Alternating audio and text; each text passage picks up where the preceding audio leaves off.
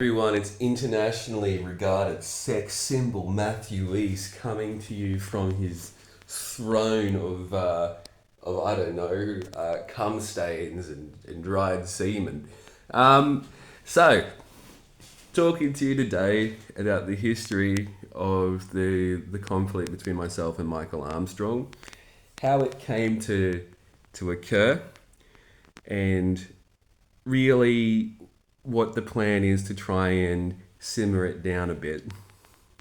So, I came to Canberra around 3 years ago to complete my internship as a psychologist. On the way here, I broke my hand there. At the same time, my background has been that I always wanted to end up being own my Brazilian Jiu Jitsu gym or something similar. And Michael is not a competitor. He is not an athlete. He's What he is though is that he is an artist. Okay. So as I go through this, I'm going to give credit where credit's due, explain the ups and downs of things. I need to make it very clear that there is never going to be a situation where myself and this guy are friends. But if there's an opportunity for us to stop this nonsense, have peace, and have the record set straight, I'm happy to take it. So, came down here for that. On the way down, I broke my hand. And this was devastating to me because for the thing which keeps me going is training as an athlete. Even though I'm a very mediocre athlete, all things considered, like that's what keeps everything in my world in check. The hells that go on around the side, the protective factor, because I come from a place of quite deep disadvantage. I come from a family of crazy people. I was bastardized in the military when I was young, and I've had to deal with all kinds of different hells in the NDIS. What keeps me going is my good physical health. That's what did it. Feeling secure in my body, having something to do, which promoted my self-esteem and that kind of thing. It was the protective factor. And what happened is that it was undermined by this broken hand and the inability for our healthcare system to fix it. Because what happened is that I got this job where I was being used specifically to fuck over people on insurance schemes, on a workers' compensation scheme. And what was going on is that there was no evidence base for it. So I was just being hired by these insurance companies to be a yes man for them. And the people I was around didn't understand the research methods. At the same time, I come from a background of, I was trained in research methods by a person who was incredibly proficient, a man called Eric Fine. And I came to psychology originally because I had been brainwashed twice. I came from a super conservative religious community where we believe the earth was made in 7 days, or however many fucking days it was said in the Bible. And that's just obviously not true. We've got so much evidence saying otherwise. And my dad was a science teacher who believed this crap. I'd also been bastardized in the military and brainwashed there as well. And at the same time, I had was going through the process of reorganizing the University of Southern Queensland, because I came to psychology because I wanted to understand reality. I wanted to be able to account for everything which was going on with human nature, and not so much account for everything, but keep track of my assumptions. A term you're going to hear a few times is the idea of function, potentially, in my talk today. The function is that when I say function, it means, okay, this thing behaves as if or as this thing. That's what function is. It behaves as this. That's what function is. So while Michael Armstrong will not identify himself as a cult leader or leading a proto-fascist militia, he is. That's the function of what he is doing. The same way I'm leading a political movement, even though I'm not registered as a political party in Australia, does not stop it from being that. Now, returning to the point, I came down here. I had this hell in my job. I was dealing with this broken hand. I'm training. I joined this jiu-jitsu gym, and what happens is that there's like a Joseph and his amazing Technicolor Dreamcoat thing, which happens. So I'm connected with Michael's community from Toowoomba originally, because I trained under a man called Georgie Jukes. He's a top bloke. And while I wish the absolute world for him, and I hope to one day be friends with Georgie again, this entire episode has made that quite difficult. So I joined this gym, and what happens is that I have the absolute shit kicked out of me in my life, and I'm attending training, and I'm looking at it from the sidelines a lot, and I'm writing notes because I need to express to you just how committed I used to be to learning Brazilian Jiu-Jitsu. Like it's a very in-depth craft, and you need to learn a lot about it. There's a lot of theory work, and for people like myself who enjoy studying things and very analytical, there's a lot to learn. And for all the gripes I have with Michael, because he doesn't teach Jiu-Jitsu in an effective way for people to use it in anger. I need to make that very clear. He has been very creative and artistic with it. He reminds me of the guys who like invented Aikido or Japanese Jiu-Jitsu. Japanese Jiu-Jitsu is probably a better metaphor because he does teach application and applicability, but he doesn't have the experience to have used it in anger. So historically in martial arts, we went from Japanese jiu-jitsu or jujutsu, I can't remember the technical term for it back then, to judo, which was when they were able to create a rule set so people were able to compete against each other. And through that process, people were able to develop practical skills. Michael does not treat it as a practical thing, but he does treat it as if with technical respect. So I was reading it from the sidelines, taking the notes. I developed a close friendship with Michael because him and I, first of all, I was a junior psych, and in this community, these are people have a conservative leaning because he was doing this interesting stuff with veterans. But I wanted to be involved with that because, I'd been traumatized by the offense. I'm interested in mental health. That was interesting. And I got a false idea of Michael's skill set because of this. In truth, if you're working in mental health, there's actually a whole heap of different skill sets that you learn that most people don't realize you need to learn.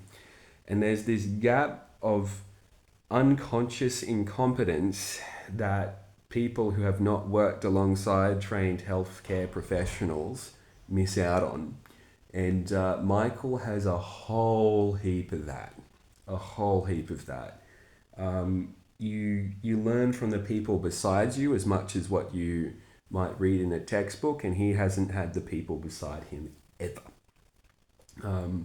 A big part of my training is working under senior psychologists, and he hasn't had that experience. And as such, he ended up doing a whole lot of dodgy things. Now, returning to the story here, what ends up eventually happening is that at different points I talk about to him as sort of like, maybe I should go into signals or something like this, because I'm facing a lot of discrimination in psychology because of my gender. I get assigned the most difficult cases. I'm having to work in this broken system, which is already difficult and competitive, and having that extra burden of being male, and the only heterosexual male psychologist in Canberra at the time under 30, that there might have been another one, but I didn't meet them. It was meant that I got placed in all kinds of weird, fucked up situations without any real care for it. And it's so strange because there's a progressive leaning in psychology, and the people will most of my colleagues would describe themselves as feminists, and they'll be like, we need to make sure that the world isn't controlled by these old middle-aged white men. And meanwhile, we're in this field where there are no other fucking men. So to them, inclusion and diversity is for the people that they want to have the inclusion and diversity in. So it's always the Indigenous people. And yeah, it makes a whole lot of sense why it is the Indigenous people, because these middle-class white women can't deal with them. And it's always like, we need to be careful of men. Go team woman. So I'm dealing with this just shit fight. Talk it to him about that. And at the same time, in this gym, a large amount of the people in it are signals. So I'm going to introduce you to a couple of characters. And these are the two. Dylan, who is looking for a father figure. Now, Dylan came in to learn Brazilian Jiu-Jitsu under Michael. Dylan's actually a fairly okay bloke. If things worked out a different way, him and I would still be friends. He is he's like one of those people who's been on that self-development treadmill for a long time, loves people like Jocko Willink, loves people like Jordan Peterson, grew up playing far too many computer games, and he decided he wanted more from life, and I think that's fantastic. Go Dylan. So he joined the gym. There's a man that we're going to call Jake. Jake is the cringiest person I've ever met. He's ex-army. I think he actually is a racist and a mild white supremacist, but I'm not entirely sure. But he's one of those people who joins a group or community, such as the army or the police or whatever fucking group, and he sort of rises and falls. His emotions rise and falls, kind of like when you're supporting a rugby team, based on the performance of the group rather than his own performance. He's a very mediocre person. So what he does is that he latches on to groups of people for his identity. This is the standard kind of psychology for white supremacists and racists. And he fits right into that category. And then there's Lewis. Now Lewis is a pretty lost not middle-aged, he's early 30s, going through a divorce with his wife, big fan of Jocko Willink, looking for gurus. This is the thing I noticed, is that these people were people who didn't have a father figure or a sense of direction. So they're all clumping together in this gym. Now I'm here and at the same time, remember, Michael's had some interesting achievements in his life. And it's a guy that you could learn a thing or two from. That's how he presented himself over time. I realized, and this is how things kind of devolved into something quite culty and weird. Now, Lewis, middle-aged manager at the Australian Signals Directorate, very cringe guy. I think he ended up calling his team a platoon or something. When I was working, over time I realized I had to explain to him that the military is actually a complete shit fight, and you don't really want to model any organization off the military. It's very dysfunctional, just the hierarchy and everything. But he was all puppy dogged for Michael, and what happened is that over time, and I'll say this, Michael would send out letters. He was good at making connections. We had functions where the Governor General would be there, and we were connected well into the cyber security community. Sometimes we'd go to the pub, and the person who managed the employer organization, the employer union, so an employer union's like the group who advocates for everyone in all the different businesses in that industry, would buy us all beer or lunch or something, because we were just integrated into the cybersecurity community. So what was happening is that Lewis through ASD was doing things with Jocko Willink. So Jocko, and credit to him, like of all the people in this story, he's a person who I've learned a lot from, and I think he's learned a shit ton from these experiences as well. Now Jocko, we used to liaise with him through the Signals Directorate, and Michael would also do that as well. Defense is very interconnected. And Jocko Willink, he wants to kind of promote defense agendas, right? Because we're all allies, we're all tied together, and if we can support each other, we want to do that. There's a video I make called Veterans Love Their Blankies, and I highly recommend watching it because that's the psychology which makes it so difficult for me to tear myself away from Michael and this group of people, which is all I've ever wanted. I just wanted them to fuck off. But returning to my point, so Lewis, he's having these opportunities to talk to his heroes, and he's all puppy-eyed because his dad didn't hug him enough. I can relate to that. My dad is autistic, and he hasn't been able and I've kind of developed different father figures growing up as well. Now, in this community, what happens is that my stake, according to the psychological pecking order, skyrockets. Because I go from this stage of my life where I'm whimpering on the sideline because I've got a broken hand at points. And remember, I was rolling with this and wrestling with this at points. But then I realized, no, you can't keep doing that, mate. You're being a bit self-destructive. Whimpering, you're not really being able to participate, looking pretty sad sometimes. To kind of skyrocketing up into the stratosphere according to the stock of these people, because they're all obsessed with pecking orders. They're all obsessed with it, and they all want to be in Michael's good graces. And Michael creates a pecking order and a hierarchy in here. So he's like, in jiu-jitsu, you have belts, okay? Now, the way it works is that you define the belts of your people, that this is what he was doing, based on community membership and the aspects of the community that you're demonstrating. Now, I've been at a blue belt level for several years. I missed out on my promotion when I was and this is a competition blue belt, not Michael's blue belt. My blue belt's a bit higher than his. When I was at Alfred's gym, I didn't attend my grading, so I didn't get my blue belt.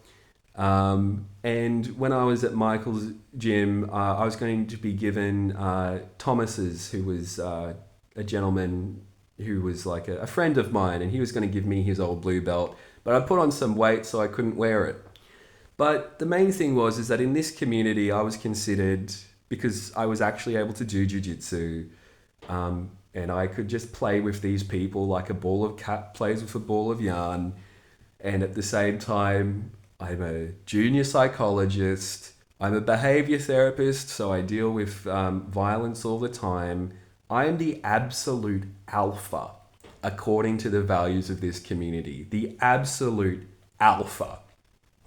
Okay? And it kind of makes Jake and Lewis feel really small. Really fucking small. Okay?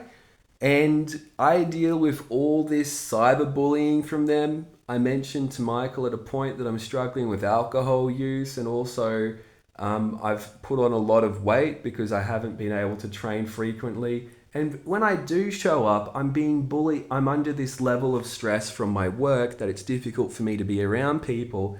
And on top of that, I've got these... It was mainly Jake. Like, he is such a pathetic little bitch. Constantly cyberbullying me online. But the weirdest thing, though, is that these people... There's a significant amount of these people in the gym who have security clearances, and they are all... So many of these people are associated with this cyber warfare community. Because remember, Michael Armstrong used to be in charge of the cyber warfare group at Borneo Barracks, which is a barracks near Toowoomba. It's at a army base called Kabbalah. We have people who are associated with police coming through the gym. Either way. But I deal with all this online harassment because in this community, I'm a minor cult leader, I figure out. And at the same time, these people don't like it. And I'm Joseph with my Technicolor dream coat. And I'm having to deal with the pathetic egos of these grown men who they want their belt to be a different color. They want to get social validation from their cult leader. And this guy, he grew up in a cult. He's been around the army his entire life. His ideas of things are a bit weird. And honestly, he's a very controlling person. This is what truly horrified me about Michael, is how controlling he was. So what happens is that eventually my life completely falls apart. And I then end up being made a vulnerable person. I have online harassment from 3O Aliku, who was doing all kinds of things like demonetizing and deleting my YouTube videos. On top of that, there would be situations where I couldn't upload videos, or videos would come up and go down based on him doing things in the background. I had documents which were important to my ARPA registration deleted off servers, and the content of things changed.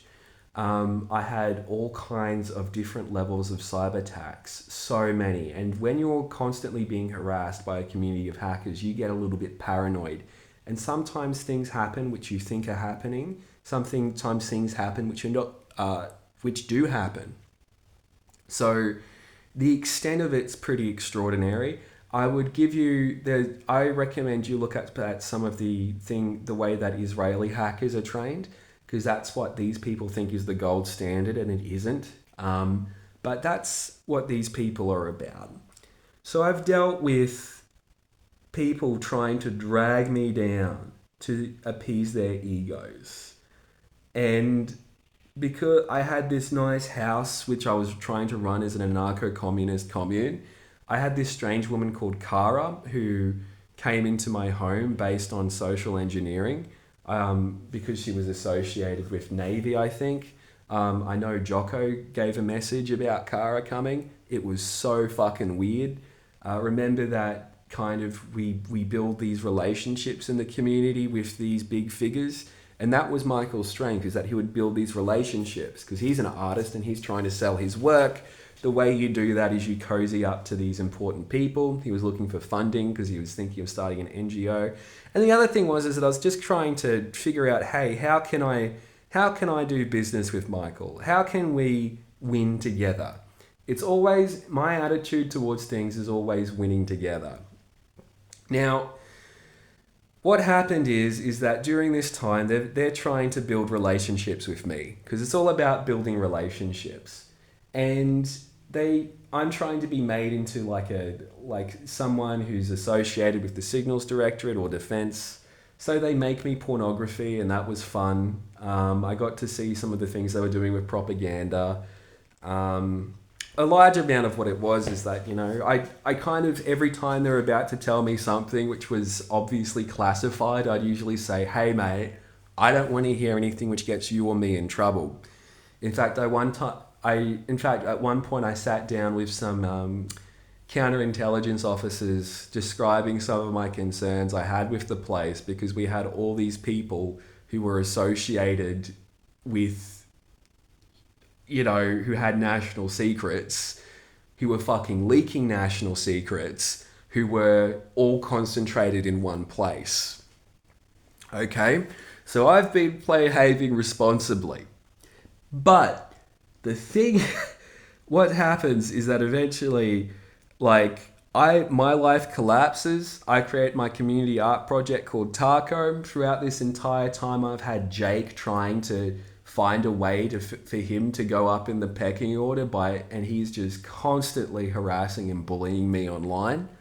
I want to know what access he has, but the main thing is that because these people are all friends and connected, it doesn't matter if a single person is the person who's using the cyber warfare infrastructure and has access to the ASD infrastructure. And Lewis definitely had that. Like, because they're all interconnected and friends and very culty, they're able to, if one person decides they don't like person, and remember I'm Joseph, the amazing Technicolor Dreamcoat guy, they're going to be able to come after me. And at the same time, because I've had all these struggles with defense, Michael decides that, well, we can't have you as a psych mat because you're just gambling. It's just gambling for you. You keep going for these jobs. And this is the biggest thing. It's this lack of dignity for people and peoples. It reminds me the attitude they have to civilian life and individuals in the communities is as if we are in the military and they've got authority somehow over how I behave and who I am. And that's just not true. And this goes back to that issue with them that Michael comes from a cult, he comes from the army, he's manufactured this similar system of authority. I call it politely proto-fascism. In Jake's case, it is just fascism.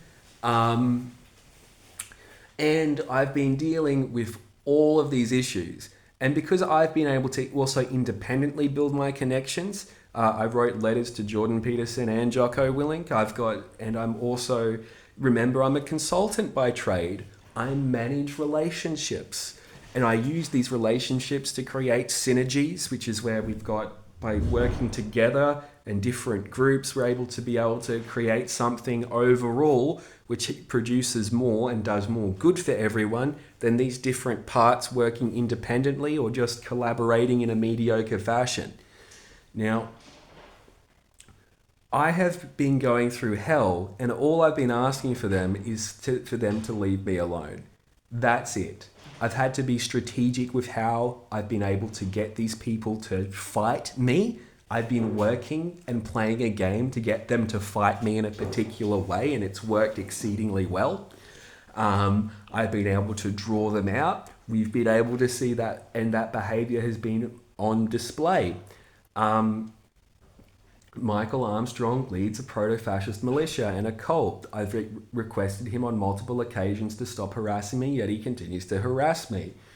He put a personal protection order out on me, and in that it is details that that I am not to contact him or do anything. But it also applies to him, and he chose to create this thing to harass me. So remember, he's got a community of these people, and I'm Joseph, and these people's intention is to get Michael to fight me and hate me. And I've needed to get Michael to fight me and hate me so that these obvious connections between him and the behaviors of all these proto-fascist cunts, these truly pathetic, miserable people, can be exposed. It's like, wow. And that behavior has just been so obviously displayed. It's been drawn out. It's been seen by everyone. And it has been an experience to do. And I did it. So power to me. This hasn't been a case of a consultant or corporate espionage working within the Signals Directorate. It's been a case of just a really juvenile behavior by them. If they wanted to work with me, what they needed to do is that they just needed to give me a phone call and say, hey mate, what's your consulting rate? Also, here's the NDA that you're going to sign and this is the work you're going to be doing. But no, just the complete lack of professionalism in these people. They are children and they need to be treated as children. And when they harass me, I think, damn, I'm dealing with a lot of childlike behavior here. It's all very culty. It's all very strange. But that's life, and this is behavior therapy. There you go. Have a good day, everyone.